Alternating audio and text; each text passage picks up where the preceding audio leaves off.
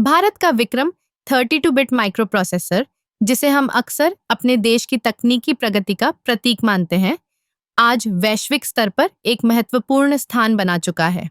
यह micro processor न केवल हमारे देश की जरूरतों को पूरा करता है, बल्कि यह अंतर्राष्ट्रीय बाजार में भी प्रतिस्पर्धा कर रहा है।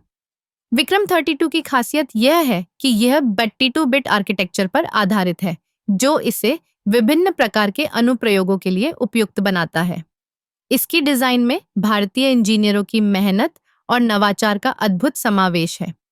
जब हम इसे वैश्विक समकक्षों जैसे कि इंटेल के पेंटियम या आरएम के कॉर्टेक्स से तुलना करते हैं, तो हमें यह समझना होगा कि विक्रम अपने क्षेत्र में एक मजबूत दावेदार है। भारत में इस माइक्रो प्रोसेसर का विकास हमारे देश की आत्मनिर्भरता की दिशा में एक बड़ा कदम है। यह न केवल हमारे इलेक्ट्रॉनिक्स और कंप्यूटर उद्योग को मजबूती प्रदान करता है, बल्कि यह कई स्टार्टअप्स और छोटे व्यवसायों के लिए भी अवसर पैदा करता है।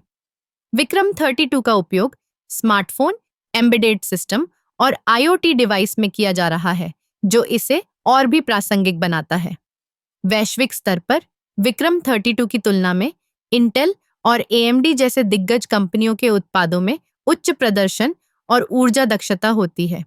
लेकिन भारत के विक्रम में एक अनूठी बात है। यह स्थानीय जरूरतों के अनुसार अनुकूलित किया गया है। यह हमारे देश के लिए एक महत्वपूर्ण पहलू है, क्योंकि हम अपनी तकनीकी आवश्यकताओं को समझते हैं और उसी के अनुसार समाधान विकसित करते हैं। इसके अलावा विक्रम 32 का विकास भारत सरकार की मेक इन इंडिया पहल का एक महत्वपूर्ण हिस्सा है। यह न केवल हमारे देश की तकनीकी क्षमता को दर्शाता है, बल्कि यह हमें वैश्विक स्तर पर प्रतिस्पर्धा करने की क्षमता भी प्रदान करता है। हालांकि हमें यह भी ध्यान में रखना चाहिए कि तकनीकी विकास एक निरंतर प्रक्रिया है। हमें अपने शोध और विकास में निवेश बढ़ाना होगा, ताकि हम अपने उत्पादों को और बेहतर बना सकें। इसलिए जब हम विक्रम 32 की बात करते हैं, तो यह सिर्फ एक माइक्रो प्रोसेसर नहीं है, बल्कि यह हमारे देश की तकनीकी आत्मनिर्भरता और नवाचार का प्रतीक है।